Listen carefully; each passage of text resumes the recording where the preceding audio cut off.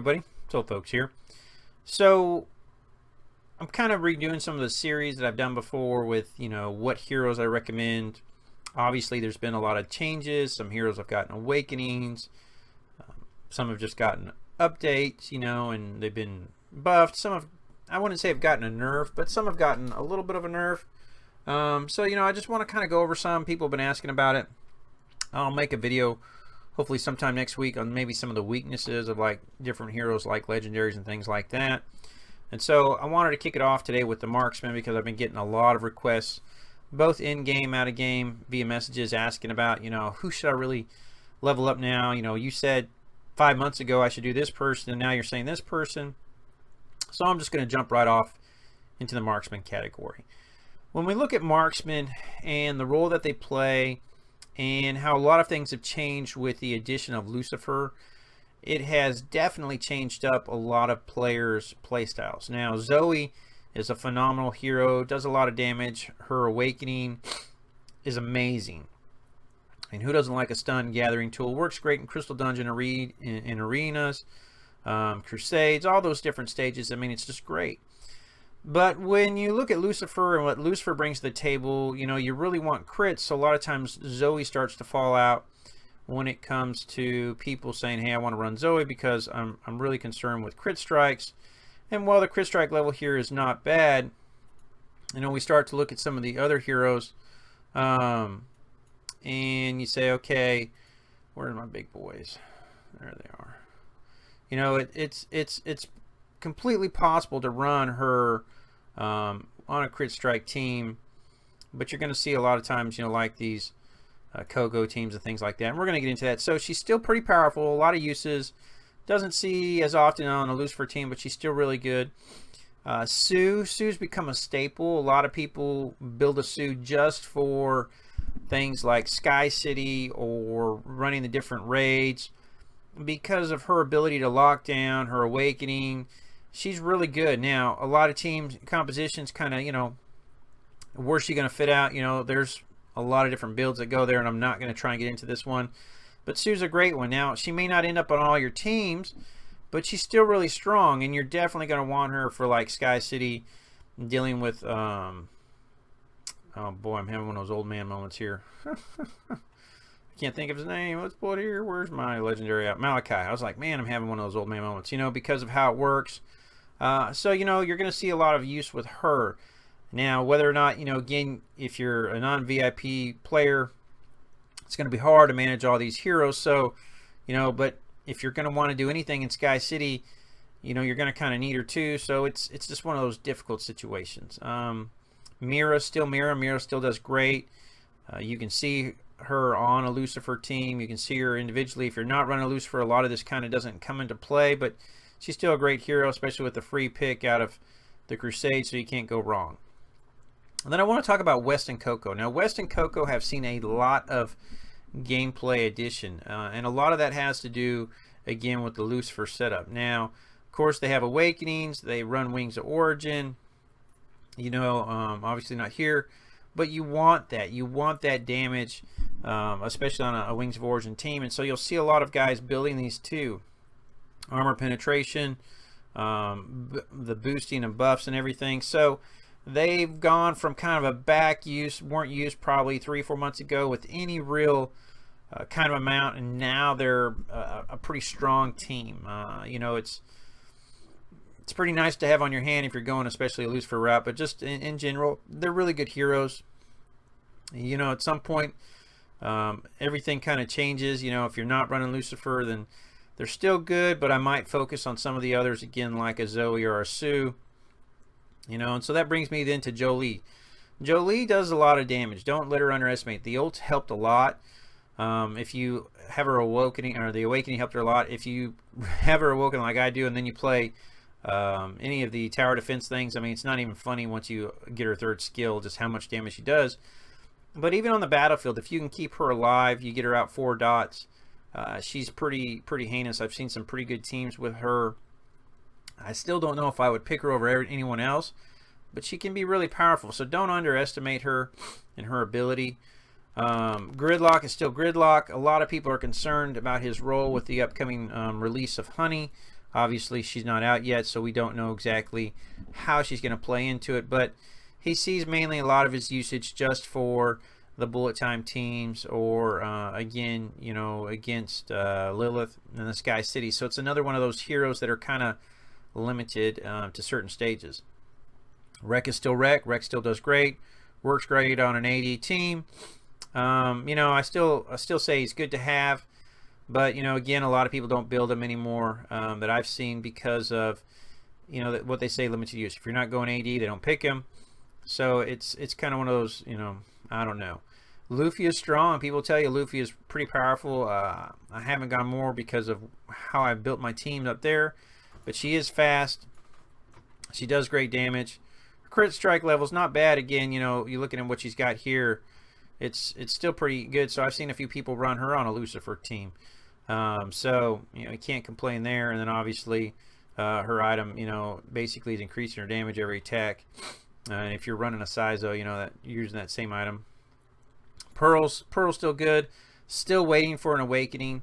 Don't know when that's going to come in, but if you have a Pearl, she's going to help you with Grunk tremendously, especially in the stages later on, because she can just juggle him once you get him going. And so, you know, it's one of those, we really need an awakening to see if she can come long term to the arena market. And the truth is, a lot of this game finally comes down to your one top team. And she's got a lot of work if she ever wants to be in that one top team. Max is still good. I've used him with some success. If I raised him higher, he'd be a lot more successful. But like I've said before, I just don't have the resources to continually raise 50 different people. You know, I face a few A teams. I throw a Max in there, even in a weekend stage, and he does a phenomenal job of suddenly shutting them down and absorbing all that AE with the shield. So, again, you know, he has his uses. Ruby still needs a rework. Definitely needs a new ultimate. What can you say about Ruby? It's, you know, it's a free hero, and it's good early on, but falls off way later. Robin, you know, even though it's a legendary, I'll talk about Robin. Somebody asked me about Robin.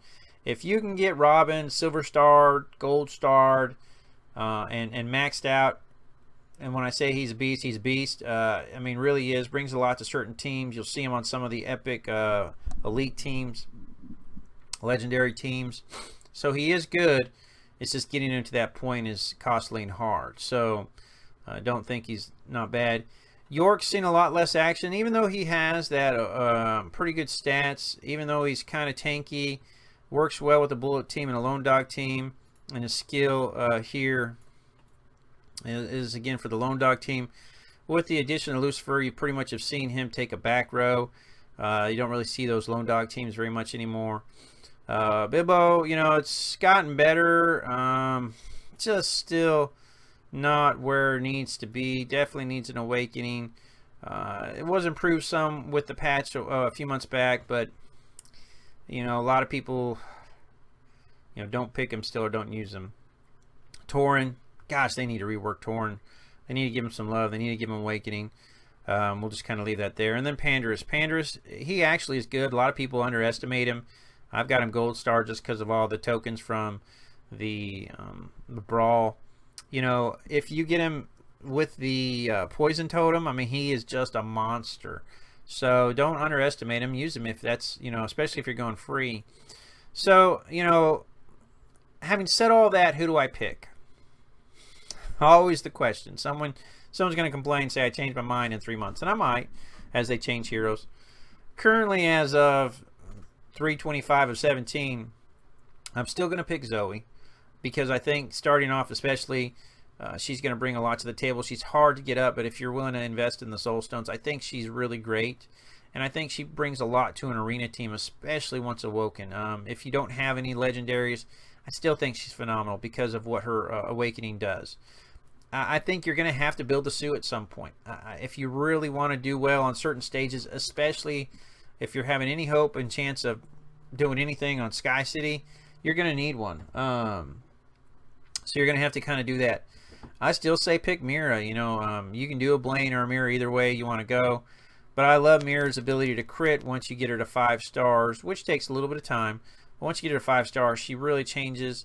and does a ton of damage. And those crits sometimes, I mean, I got like an 80,000 crit the other day, one shot a guy, boop, just like that. So, you know, can be pretty awesome.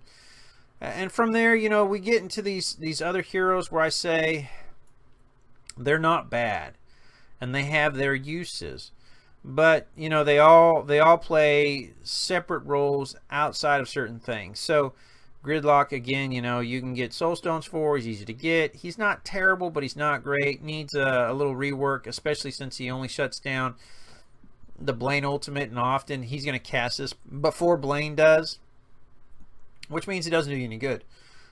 So yeah, we'll leave that alone. Coco and West, they're both good heroes. Would I say they're going to replace a Zoey individually? No. Again, if you're building specific teams around them, or you're hoping for a Lucifer, you know, that's great. You could go that route. But I'm really talking to the guys that aren't spending money on legendaries. These are probably still my top 3 heroes. Everybody else down here is really more for specific roles. You know, Panderers, and I'll tell people, if you want to build a Panderers, go with him. I mean, he's great, but you got to get to that. Let's pull it up here. Where is that? Skills. The Venomora. So we go to here, and you look, you've got to get to 4 or 5. What odds are it's going to take you a long time to get to 4 or 5. So that's why I don't recommend it for a lot of people starting out, because it's so difficult to get to 4 or 5. I know guys that I've got an account that's level 91, and I still haven't hit 4 or 5. I mean, it's that hard.